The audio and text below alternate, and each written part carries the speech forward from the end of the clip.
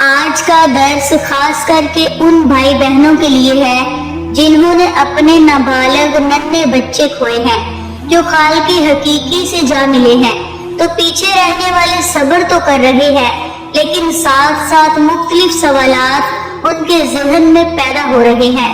کچھ سوال اس سے متعلق ہے کہ جن کے نابالغ بچے معذور تھے، کیا وہ یہاں سے جب عالم بزرگ میں چلے گئے تو کیا اب بھی وہ معذور ہوں گے؟ کیا اب بھی وہ کسی پر ڈپینڈنٹ ہوں گے؟ کیا اب بھی کوئی ان کی دیکھ ریکھ کر رہا ہوگا؟ کیا اب بھی وہ چلنے پھرنے کے قابل نہیں ہوں گے؟ انہیں وہی بیماریاں ہوں گی جو دنیا میں تھی۔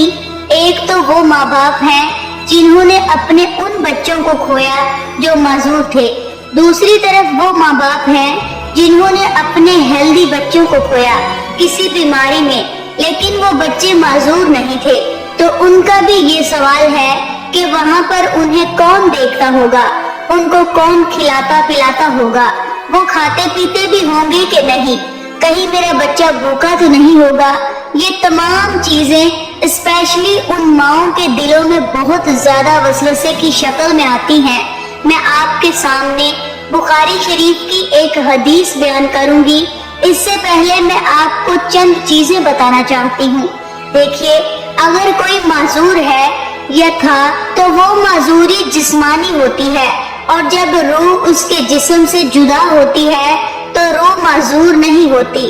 یہ بات یاد رکھیے کہ جسم میں کوئی نقص پیدا ہو جاتا ہے تو اور وہ صرف دنیا تک معاملہ ہوتا ہے۔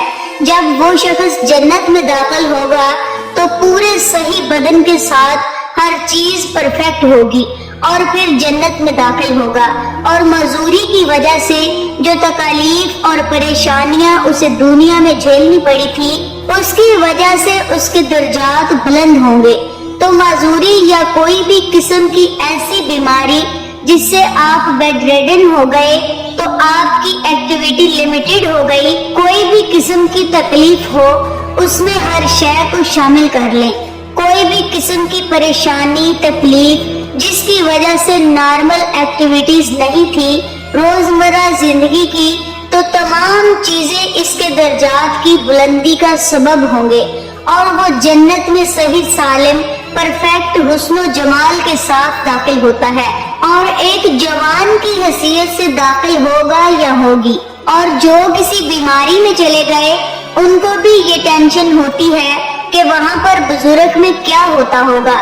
تو یہ بات تو میں نے آپ کو بتا دی کہ کوئی بھی قسم کی بیماری ہو یا کوئی بھی قسم کی معذوری ہو، اس کا تعلق جسم سے ہے۔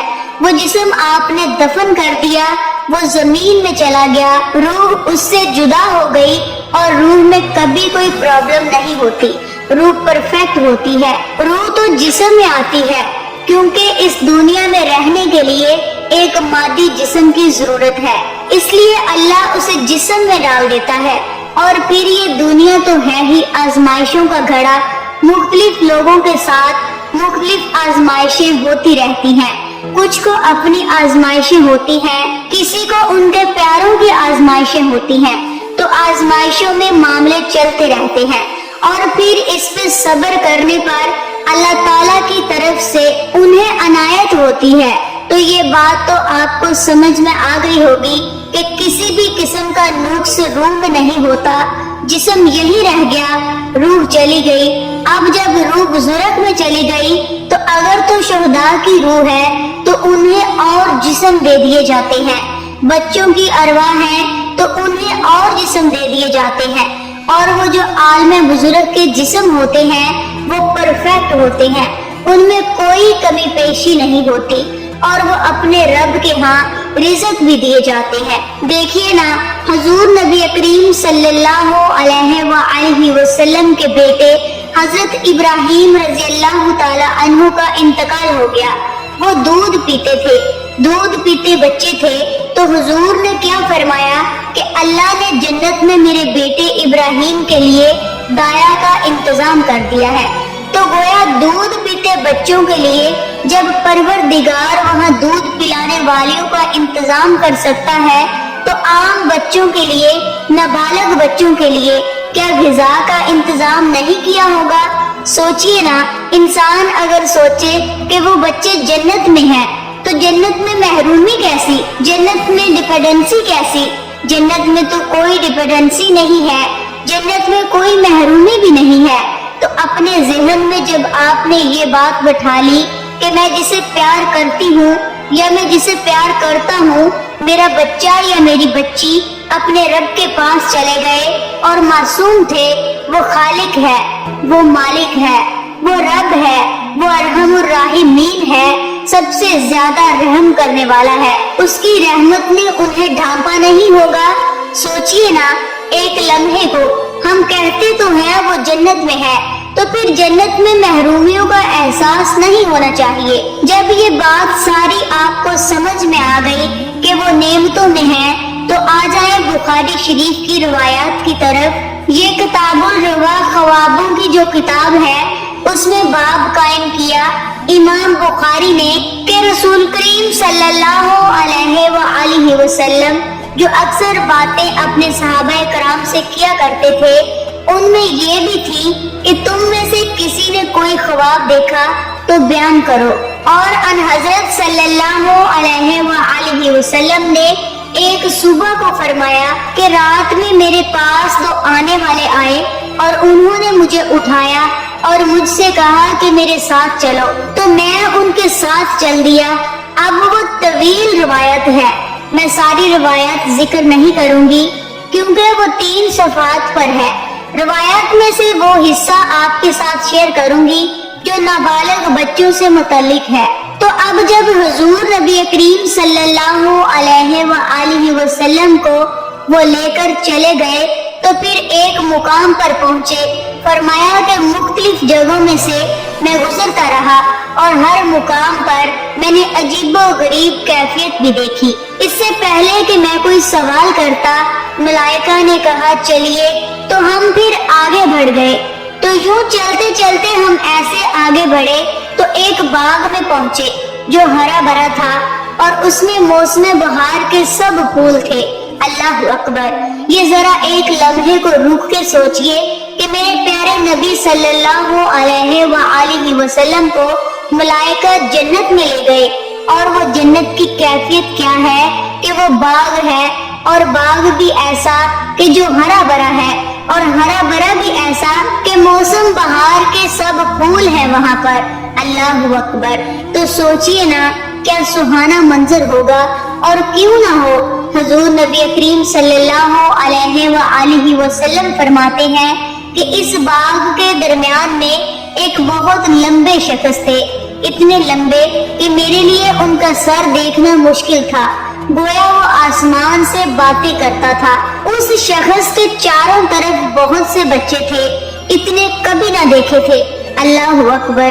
تو گویا کیا معلوم ہوا کہ ایک ایسا مقام بزرگ میں جہاں پہ ایک شخص ہے، جو شخص لمبے ہیں، اتنے لمبے کہ حضور صلی اللہ علیہ وآلہ وسلم نے فرمایا کہ مجھے گردن اٹھا کے دیکھنا پڑا، اور ان کے اطراف و اکناف میں اتنے بچے کہ میں نے کبھی نہیں دیکھے ہوں گے، یعنی کہ ہزاروں لاکھوں کروڑوں بچے تھے، یا نہیں کہ پتہ نہیں کتنے بچے تھے۔ حضور نبی کریم صلی اللہ علیہ وآلہ وسلم نے ذکر نہیں فرمایا، اور باغ بھی سبحان اللہ۔ تو فرمایا کہ میں نے پوچھا کہ یہ کون شخص ہے جن کی اطراف اتنے بچے ہیں؟ تو ملائکہ نے جواب نہ دیا، کہا کہ چلیے، تو پھر ہم آگے بڑھ گئے۔ اب پھر وہ روایات یوں ہی چلتی رہی، اس کا آخری ٹکڑا جہاں پہ اب ملائکہ نے حضور صلی اللہ علیہ وآلہ وسلم سے رخصت لیتے ہوئے آپ کو جو بات بتائی، تو فرمایا کہ وہ جو لمبے شخص آپ کو نظر آئے تھے وہ سیدنا ابراہیم علیہ السلام ہیں، اور جو بچے ان کے چاروں طرف ہیں یہ وہ بچے ہیں جو بچپن ہی میں فطرت پر مر گئے، یعنی دین فطرت پر مر گئے، کیونکہ بچہ تو معصوم ہوتا ہے، اگر بالغ نہیں ہوا اور فوت ہو گیا تو معصوم ہے، اس نے تو جانا ہی جنت میں ہے۔ تو ابھی بزرگ میں بھی اللہ نے نبی حضرت ابراہیم علیہ السلام کی زیر تربیت رکھا ہے، تاکہ تربیت نفس بھی ہو اور اللہ کے نبی اور اللہ کے رسول اور رسول جو ایسے جن کے دونوں طرف انبیاء ہی انبیاء ہیں، سیدنا اسحاق سے بھی اور سیدنا اسماعیل سے بھی۔ حضور صلی اللہ علیہ وآلہ وسلم امام الانبیاء ہیں، تو سوچئے کہ ان کا کیا مقام ہوگا جن کے پاس ان بچوں کو رکھا گیا۔ حضرت ابراہیم علیہ السلام ان کی تعلیم و تربیت بھی کرتے ہیں، انہیں کیا کیا علم دیتے ہیں اللہ بہتر جانتا ہے۔ اور جب اللہ نے جنت میں رکھا ہے تو کیا خیال ہے نعمتوں میں نہیں رکھا ہوگا؟ وہ ایسے بھوکے پھرتے ہوں گے اور وہ بالکل پرفیکٹ ہے، کیونکہ یہ جسم کی ساری کمیاں یہی رہ گئی، وہاں جو بھی گیا وہ امپرفیکشن نہیں ہے، کیونکہ جنت میں امپرفیکشن ہے ہی نہیں۔ تو وہ جو بچپن ہی میں فوت ہو گئے وہ سارے بچے ان کے اطراف ہیں۔ تو بیان کیا اس روایت میں کہ اس پر بعض مسلمانوں نے کہا کہ یا رسول اللہ صلی اللہ علیہ وآلہ وسلم، مشرکین کے بچوں کا کیا ہوگا؟ ان کے ماں باپ تو مشرک تھے لیکن بچے تو نہیں تھے، تو وہ بھی اپنے ماں باپ کی وجہ سے جہنم میں چلے جائیں گے؟ فرمایا کہ نہیں، مشرکین کے بچے بھی وہی تھے، یعنی سیدنا ابراہیم علیہ السلام کے زیر تربیت تھے۔ نبی کریم صلی اللہ علیہ وآلہ وسلم نے یوں بیان فرمایا، وہ لوگ سارے کے سارے وہاں موجود ہیں، اور قیامت کے دن وہ ایک الگ روایت ہے کہ جو مومنین کے بچے ہیں وہ اپنے ماں باپ کے لیے شفاعت کریں گے اور جنت میں اس وقت تک داخل نہیں ہوں گے جب تک کہ وہ اپنے ماں باپ کو نہ لے جائیں، اور جو مشرکین کے بچے ہیں وہ خود جنت میں داخل ہوں گے کیونکہ ان کے ماں باپ ایمان والے نہیں تھے۔ جو ایمان والا نہیں ہے اس کے لیے وہ شفاعت بھی نہیں کریں گے۔ تو اللہ تعالیٰ سب کے لیے آسانیاں پیدا فرمائے۔ آپ میرے لیے دعا کیجیے گا کہ اللہ پاک میرے لیے بھی آسانیاں پیدا فرمائے، آمین یا رب العالمین۔ مزید ایسی ہی ویڈیوز اگر آپ دیکھنا اور سننا چاہتے ہیں تو پلیز میرے چینل کو سبسکرائب ضرور کیجیے گا اور کمنٹ باکس میں اپنی آراء کا اظہار ضرور کیجیے گا۔ اللہ حافظ۔